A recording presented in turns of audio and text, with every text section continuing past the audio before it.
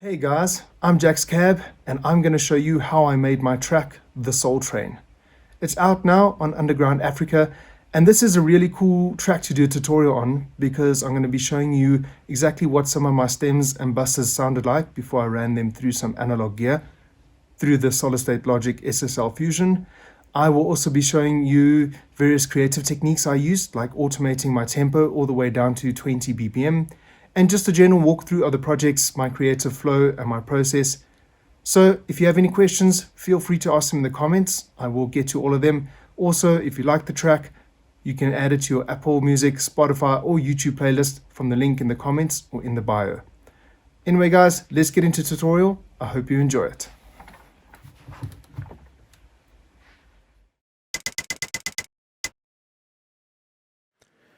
Okay guys, welcome to the first project file for this track, The Soul Train. And the reason I say that is because it's actually quite an interesting track. In order to make it, we had to divide it into two completely separate project files. And that's also one of the reasons why I chose this track as the track to do this demo on, because I thought this was quite cool. So the reason for this is that you'll see the BPM of the track is 125 BPM. But in order to get that like warp feel in the breaks, you'll see that it automates down, the tempo goes down to 45, and in the main break all the way down to 20 BPM. And that is how we get this warped feel.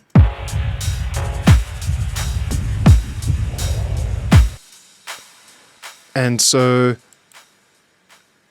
I needed to be able to warp this entire project, but I also needed elements that were fixed to the fixed BPM in order to ground the track in order for it to make sense. And those are the parts that we're going to be working on in the second project. Anyway, let's get straight into this. So the first thing we're going to be looking at is the kick, the main kick and the rumble. And so it's divided into three layers. We have the initial attack of the kick.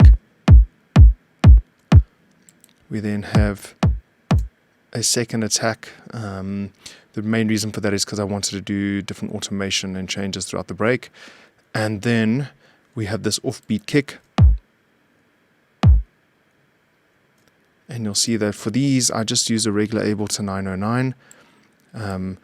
Distortion, some filter, some basic EQ, nothing too fancy at this stage. We're limiting it and we're running through additional overdrive. And then here we've got the main rumble.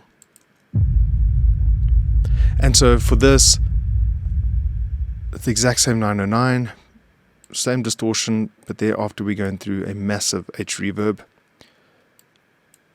And then we're applying filter to that. Some delay, more distortion, compression, and some sidechain compression with the main kick. And when we bust those together, we end up with this. And you'll see on the main bus, I also did some additional compression and some additional distortion and saturation within various bands, and then some filter for automation. And then what I did with this is I bounced it out through some external analog gear.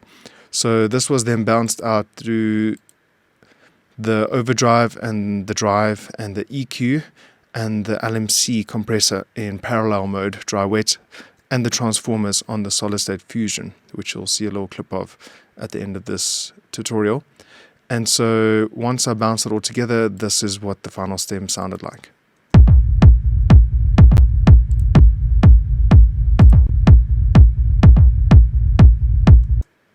We then layered that with the sub bass and this top kick, which I've also bounced now. So it's an audio and just some basic EQ on this, and together they sound like this.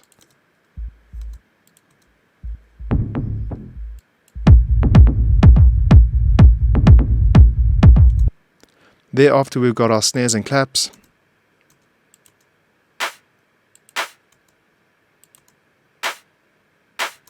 And so what was quite cool with this is I made these myself. So I took a MIDI track, I layered, it was about 4 or 5 different claps and snares. On the MIDI track itself, I made sure that they weren't perfectly in time, so that's how you get that layered feel. They weren't on the grid or quantized. I then panned them, some of them are left, some of them are right, some of them are centered, and I EQ'd and processed them digitally separately. And thereafter I ran that through the SSL Fusion, clipping it as you go through the analog chain, and then also using stereo widening, analog EQ, drive and saturation, and the LMC compressor, and also the transformers. And that's how I got to this, my final.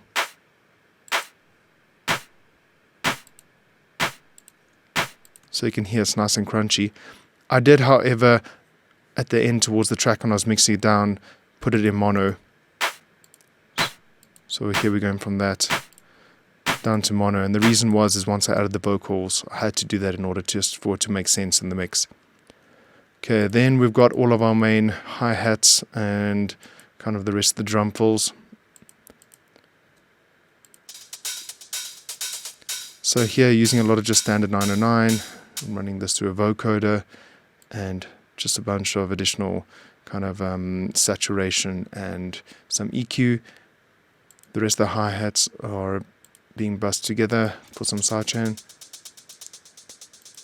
And we're essentially just using different sounds with different velocities, panned left and right, which gives it a really wide and gracious feel.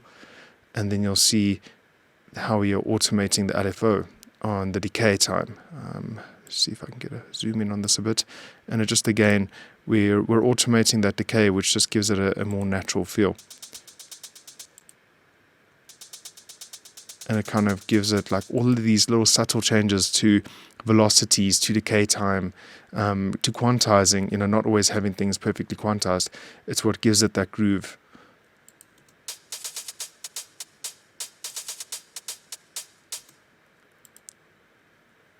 Now, probably one of my favorite parts of this track is this texture that you can hear throughout the track. And it really gives it like a bit of a drive. It sounds like a concrete mixer. When I was making it, that's what I was thinking of. But just listen to what it sounds like with the kick and groove. And so this was made with some samples that I took, and then we automated. So we only cut out, essentially it's literally very subtle noise. It's like little reverb tails and things. I think it was from a vocal that we recorded, and it was just some of the room noise. And what we then did is you take that, and we're going through distortion, transients, design. We're bussing that through additional reverb and additional compression. And then I recorded all of that again through the analog distortion on the SSL Fusion. So you'll see, just see if I can get this to work still.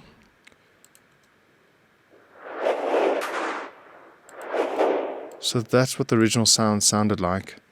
You'll see a lot of shaping with this equalizer, a lot of saturation, distortion, reverb, really just creating ambience and texture throughout everything that you have, all the frequencies, all of the stereo space, trying to fill it all, and then running that and clipping it through the external gear, giving us our final sound, which could be mixed in.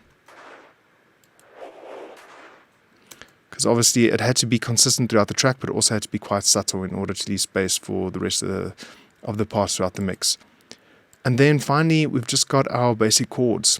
And so it's the first time in a while that I used this much audio sampling. Usually I'm using MIDI here, but again, I ended up bouncing so that we could get more control over how we manipulate the BPM and how they sound. But essentially, we've got these chords here, which we're running through some basic processing, delay, reverb, compression. We're using multiband compression on this one to control the lows. And then we've got our second chord here. I've lost some of the processing, which was before bouncing, but it was very similar. Big reverb, delay, a lot of compression, and then bouncing to audio before just cleaning it up a bit and saturating, and then bussing all of that together with some final automation. So guys, that is the first project. I'm now quickly going to bounce over to the second project. That's where things start to really get fun, where we start to add the bass, the vocals, all of the effects, and so on. Okay guys, this is the second project file for this track. And the first thing you can notice here is that this audio track right at the top, this stem contains the entire previous track from the previous project file. And so this has got all the drums, all the chords and the stabs. And what's important to note here is that we exported that with the automation on the tempo. And so what that has now allowed us to do is on this second project file, we don't need that automation. So this is now fixed at 125 BPM. And this allows us now to add all of the parts that we want to stay at a fixed BPM throughout the track. So the only real thing that I did on the second project was the effects, the bass in the break, and the vocals. So for the effects, nothing too fancy. We've got various sweeps and kind of fills and things. Quite basic processing on those. Then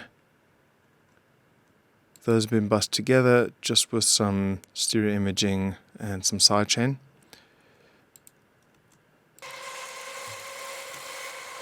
Then we have got our bass bus over here. And what I liked about this is I didn't have to do too much to it because it's playing in the break and there's not really a lot of kick or energy from the kick and the rumble. I didn't have to compete for space. And this is essentially, it's just a basic sound from Anna 2 with some basic automation, and it's playing these parts in the break.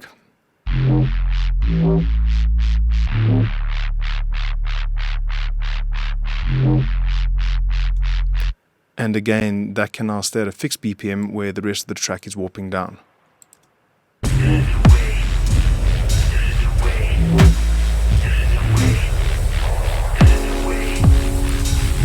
I felt that having these elements of the track set to a fixed BPM was important for grounding the track and grounding the energy, and just not making, otherwise you just get too lost in everything. You needed something that was still kind of locked to the fixed BPM that was grounding you to what was about to happen next. And then just something that I skipped, that I want to go back to quickly here is on the white noise. Quite a bit was done on this. So there's regular compression, and you'll see the compression happens after the EQ.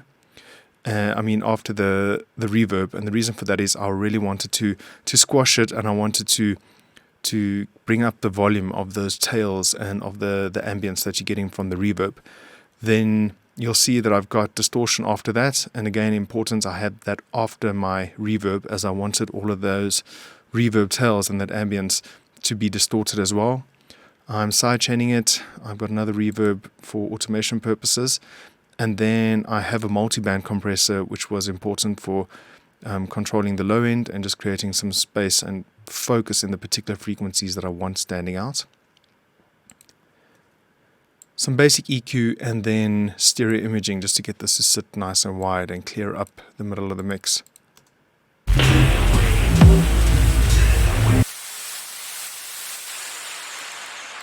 Then we're moving down to the vocals.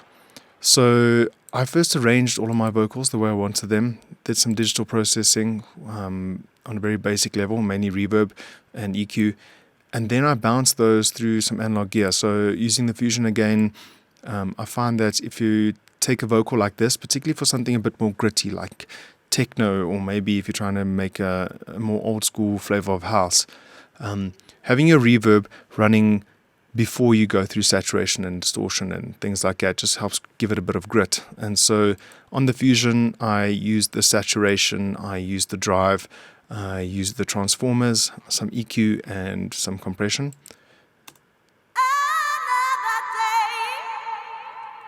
And that's where we're sitting with there. So you can hear it was used in a really subtle manner, but every little bit helps and does. It helps you when you finish summing it all together to end up with a track that just is really warm and really rich in textures. Then the second layers of vocals were all arranged here. Similar principle, I processed them, made them sit nice and wide in the mix, also using a lot of Haas effect, and then I bounced those through the Fusion before doing my final processing and automation. And those are the vocals you hear here.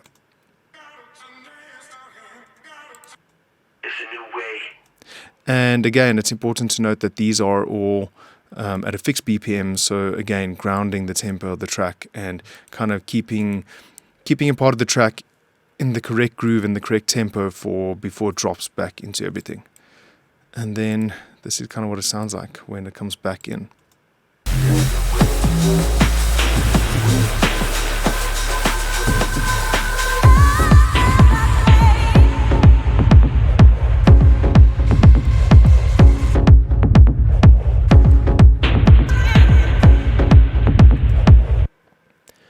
And then once all of that was done, I grouped everything together, did some final digital processing on the main bus, and then I bounced this through the Fusion in order to get my final pre-master, which was then used in a separate project to do the final mastering. So you'll see it. It's this file here.